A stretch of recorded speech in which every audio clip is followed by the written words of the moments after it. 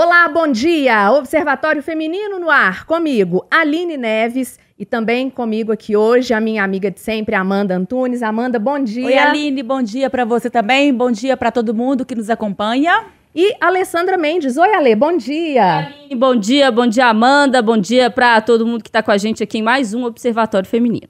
E lembrando que a gente está agora ao vivo no YouTube.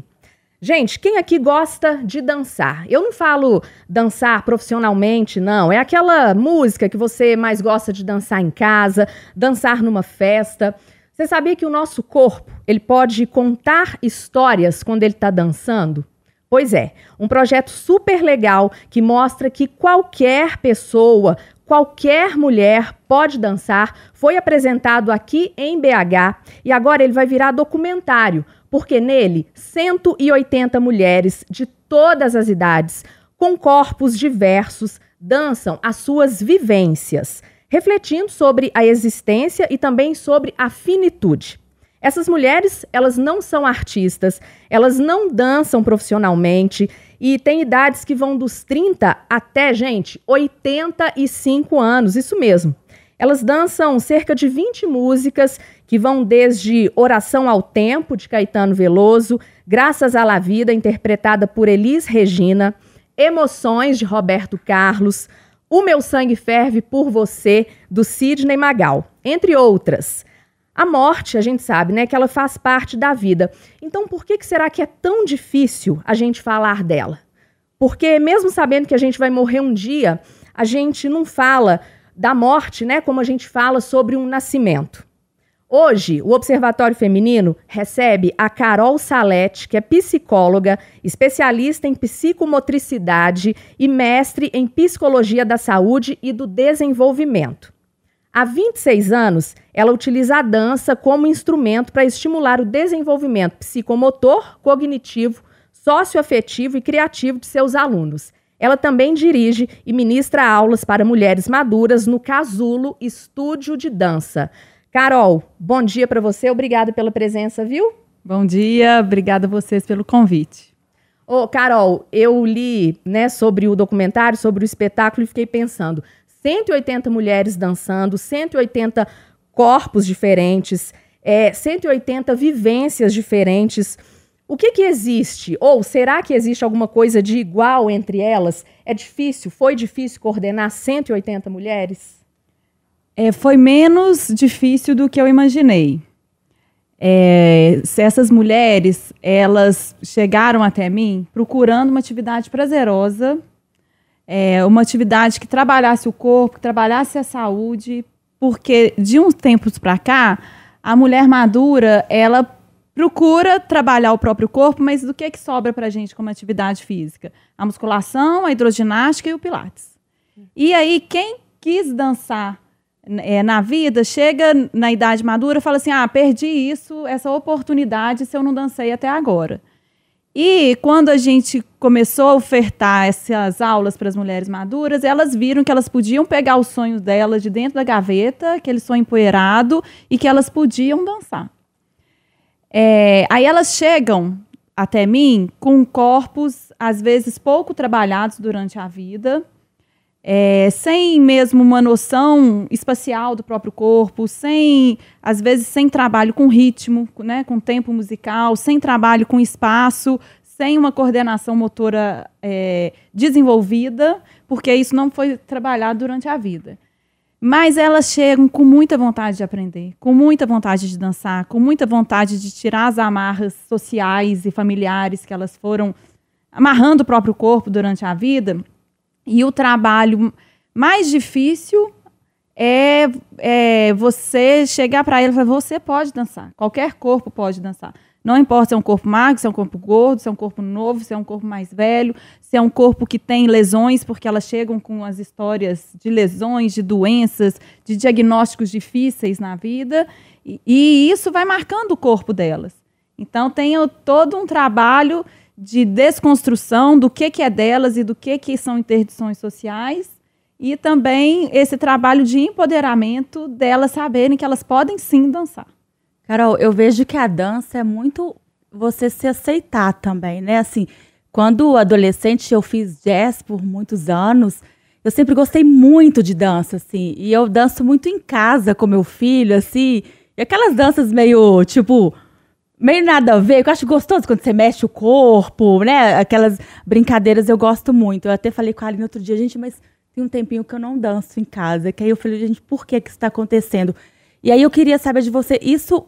A gente tá falando do corpo, mas mentalmente uma coisa vai ligando à outra, né? Assim, o que isso traz de benefício para essas mulheres, ou até mesmo para quem está em casa nos ouvindo e que é bom um dia parar, dançar, né, com a família? Como que a gente pode falar isso? O que isso traz de benefício para a gente no dia a dia, mesmo para quem não é profissional, né? A dança, enquanto atividade física, né, você escutando a música prazerosa, aquela música que te agrada, quando você começa a cantar e a dançar, igual você deve fazer, né? Tem a liberação de 3 hormônios da felicidade: a serotonina, a endorfina e a dopamina. Se você faz isso em grupo, você ainda tem a ocitocina, né? Que é o hormônio ali daquele acolhimento. Então, só nisso, assim, você já pode trabalhar o seu lado afetivo também, o psicológico, né? Muitas mulheres chegam para a gente, assim, com um fundo de depressão, e aí elas começam a ver que dentro da aula, a atividade física prazerosa, porque não adianta nada, quer dizer, não vou falar que não adianta nada, né? Mas adianta menos você fazer uma atividade que você conta lá os minutos para a atividade acabar.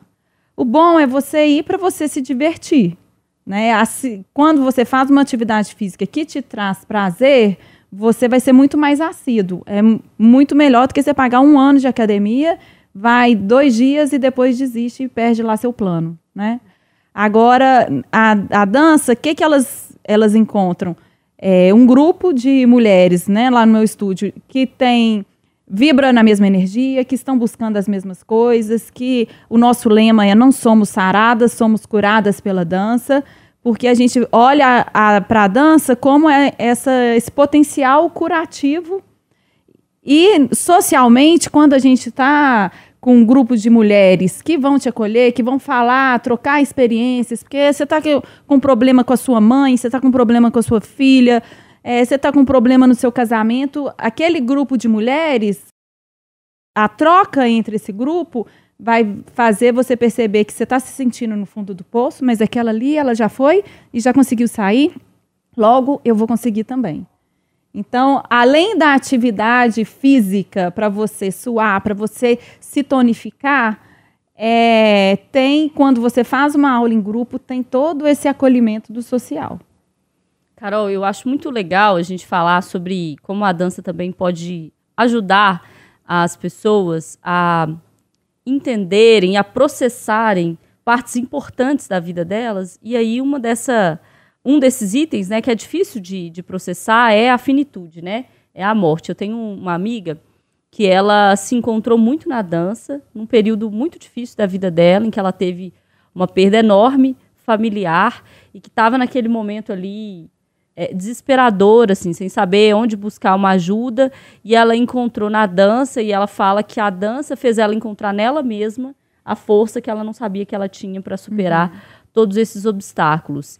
E aí, eu queria ouvir como que você acha, qual que é a sua avaliação de onde vem essa potência da dança, onde a gente é capaz de discutir coisas, e aí a arte como um todo, né, é capaz de nos fazer debater temas, refletir sobre temas que a gente não fala, não reflete, não costuma tocar no nosso dia a dia. A morte é um deles, por exemplo.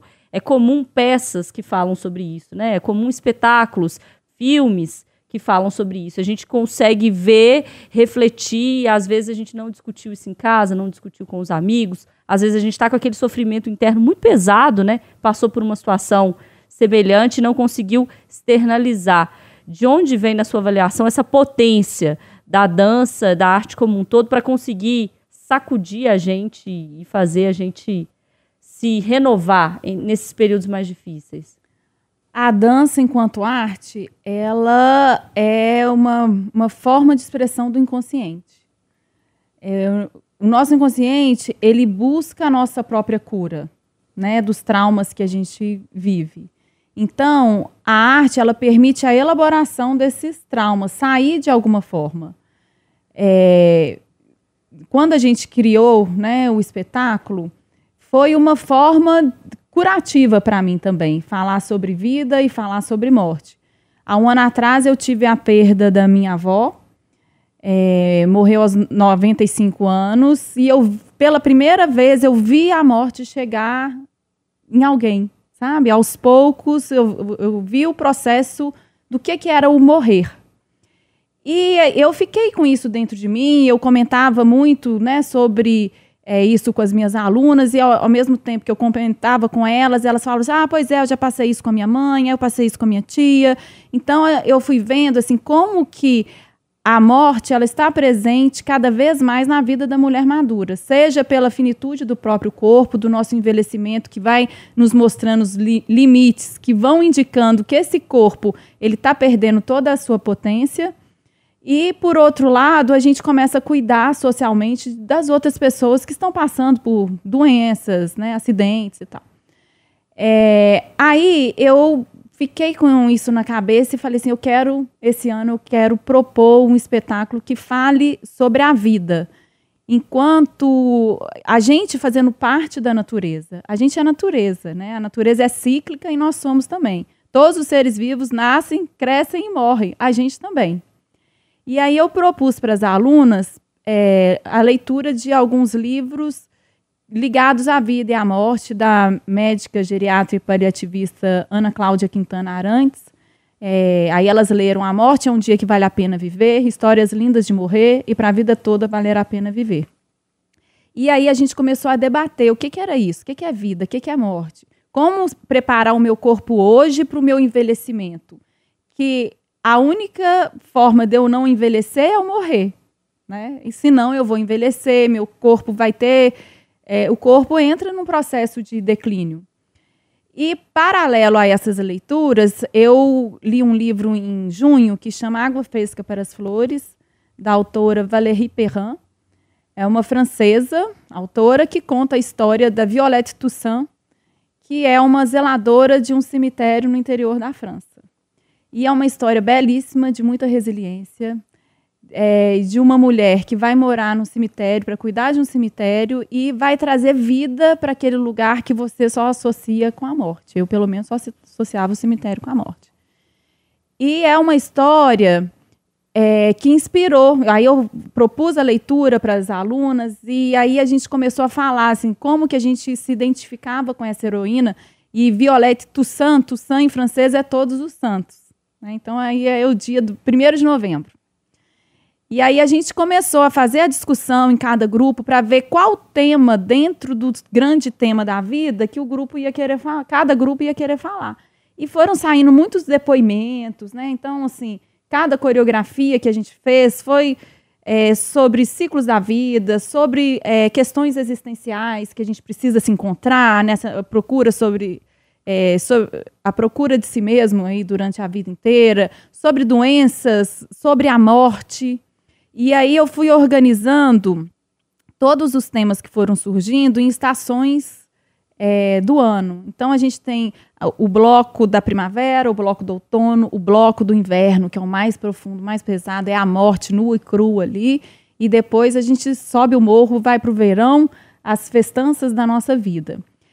E eu vi assim, algumas dificuldades das alunas no processo, porque elas ficam assim, não, eu não quero o outono, eu quero falar da primavera e do verão, que é o mais fácil. Eu falei, gente, a gente vai falar sobre a vida, a gente está construindo uma obra, não é uma coreografia. Então, dentro dessa obra, a gente tem que abordar todos os temas. Quem vai falar do outono? E aí uma turma lá já viu, a gente quer o inverno. Aí elas me apresentaram a música que eu não conhecia, que era Canto para Minha Morte, do Raul Seixas, que é uma música, assim, fortíssima. Belíssima. Né? E elas, na hora que uma aluna propôs, todo mundo, vamos fazer essa. E que aí a gente vai lá, na morte, sem rodeios, né? Encara ela de cara frente, a cara, né? Cara a cara. Ela vem assim pra gente. Ela vem assim, e ele fala, ele na música, ele fala muito durante a música, e ele fala assim, eu não sei em que esquina ela vai me beijar. Né? Que é isso.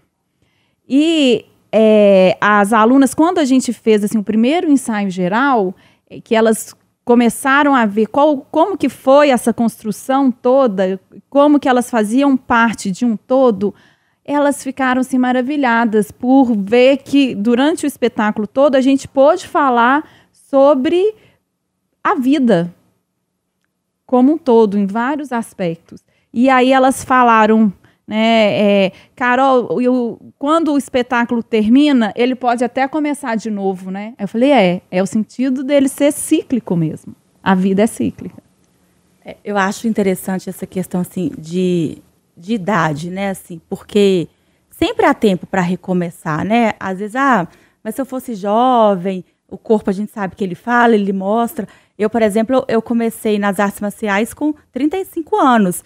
E aí eu tô lá com uma menina de 18. E com o tempo eu vi que não dava para eu querer fazer a mesma coisa no mesmo tempo que elas. Então eu passei a entender que eu tenho que competir comigo mesma. E aí eu percebo que cada dia eu estou melhor do que ontem, né? Mas em relação a mim, não é outra pessoa. Eu acredito que na dança, né, qualquer situação que seja, quando a gente já entra mais velha, né, numa situação onde tem muitos jovens, é a gente melhorar o nosso hoje melhor que ontem, né? E o prazer é imenso. E muitas vezes a gente deixa de fazer alguma coisa por vergonha, né? Assim, a gente não tem aquele corpo padrão que é imposto pra gente. O meu corpo não é magro, então não vou me sentir ali confortável para dançar.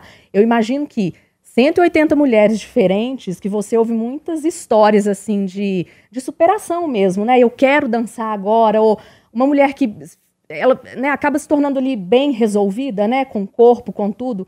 Alguma mulher já te surpreendeu assim na dança, Carol, que você pode contar aqui dessas 180? Né? Mulheres que participaram do espetáculo, do documentário. Várias. Tem muitos depoimentos bonitos, porque elas falam desse corpo que, né, o corpo que a gente tem, assim, o ideal da bailarina, aquele corpo magérrimo, né, zero de gordura, musculoso e potente, né, performático. E aí, eu tenho muita aluna, assim, mais velha, né? Principalmente esse ano, chegaram muitas alunas de 60, 70, 80 anos. Então, é um corpo com limitações físicas, né? Assim, de lesão, de um processo de envelhecimento de articulações, de ter menos musculatura, um corpo mais rígido, mas todo corpo pode dançar.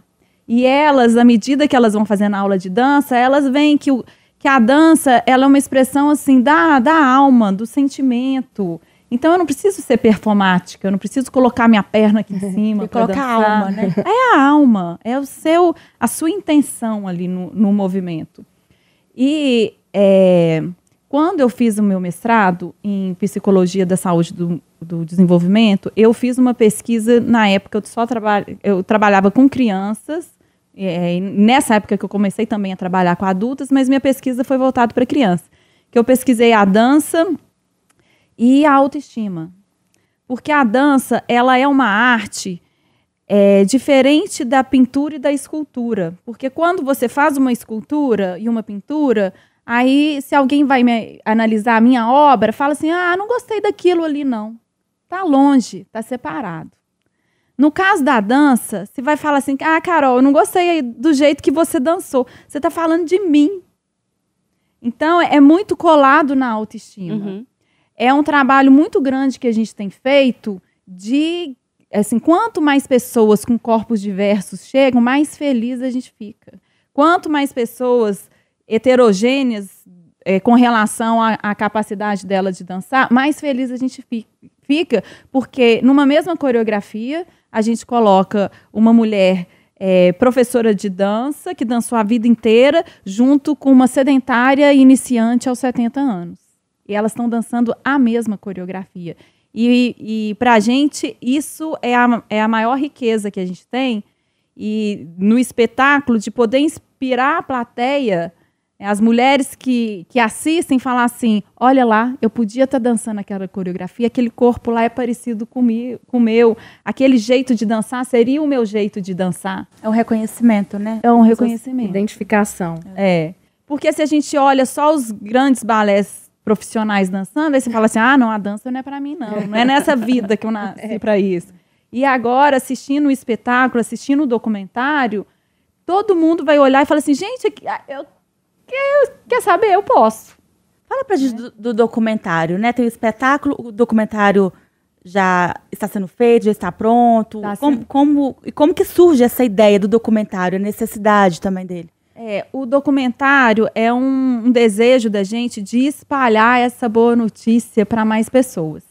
Porque o espetáculo ele é restrito à plateia que está lá assistindo no aqui e agora, né? A dança, ela tem isso, é uma arte viva do espetáculo. O espetáculo aconteceu ali e ele foi visto pelas 650 pessoas da plateia. O documentário, ele já é uma outra arte sobre essa arte. Então, aí ele mistura a preparação para o espetáculo. Então, como que são os ensaios? A gente quer inspirar outras mulheres a dançar para ver, sim, né? Como que é esse mundo? Vamos espiar aqui? Como que é esse processo? Dentro da sala de aula, como que essas mulheres treinaram? O que elas tiveram de dificuldade? Nos ensaios gerais, o que é isso, ensaio geral? O que é ensaio de palco? O que é o espetáculo? O que acontece nos bastidores de um espetáculo? E depois do espetáculo, qual que é a sensação? O que fica para cada uma dessas mulheres? E o que fica para o público de ter assistido? Que eu falo assim, que o público presenciou o desabrochar de 180 mulheres ali ao vivo. Eles presenciaram a realização de um sonho. E a minha intenção foi fazer com que eles olhassem para essas mulheres, vissem o brilho nos olhos, as lágrimas, e falassem, gente, eu também posso tirar o meu sonho de dentro da gaveta, seja ele qual for. Meninas, então, quem está assistindo a gente, quem está ouvindo, eu acho, Carol, então, que quem tem essa vontade, quem quer dançar, precisa de um corpo, do seu corpo, e precisa da vontade. É isso? É isso. Só isso. E chegar. E vir. Chegar na Carol. Aposto que tem um monte de gente acompanhando. Falei, e aí? Aí eu tenho um estúdio, né, que chama Casulo Espaço e Tempo de Dança, porque a gente pensa nesse casulo como um tempo de metamorfose mesmo. Um tempo e um espaço. Eu tenho um estúdio que fica no bairro Santo Antônio e a gente também dá aula em algumas escolas parceiras espalhadas por Belo Horizonte e Nova Lima também. Tá na rede social? O pessoal te acha lá? Tá na rede social. Quem quiser me seguir é Instagram, @carol.salete com TTI, e o do estúdio é casulo.carolsalete. Gente, nós recebemos aqui no Observatório hoje a Carol Salete, que é psicóloga especialista em psicomotricidade e mestre em psicologia da saúde e do desenvolvimento. Ela também é diretora do espetáculo É Vida, que vai virar um documentário e, como ela falou, ministra aulas para mulheres maduras no Casulo Estúdio de Dança. Carol, muito obrigada pela presença, adorei te conhecer, conversar com você. Eu também adorei, muito obrigada, e eu espero vocês para dançar comigo. Já vamos começar nesse domingo, gente, arrastando os móveis aí de casa. Gente, um detalhe, dia, não é? Sabem a Amanda do Big Brother? Eu danço daquele jeito. Então, põe Já a me música falaram. bem alta. É verdade. Arrasta os móveis aí, tá terminando o observador. Já aumenta o som, porque vamos aproveitar. Quem quiser agora, depois do programa, já começar a dançar, tem o meu canal do YouTube, Carol Salete, cheio de aula gravada. Aí, disponível para todo mundo. Meninas, vamos embora então? Vamos sim. Gente, obrigada, Carol. Obrigada. Bom domingo para todo mundo. Até domingo que vem.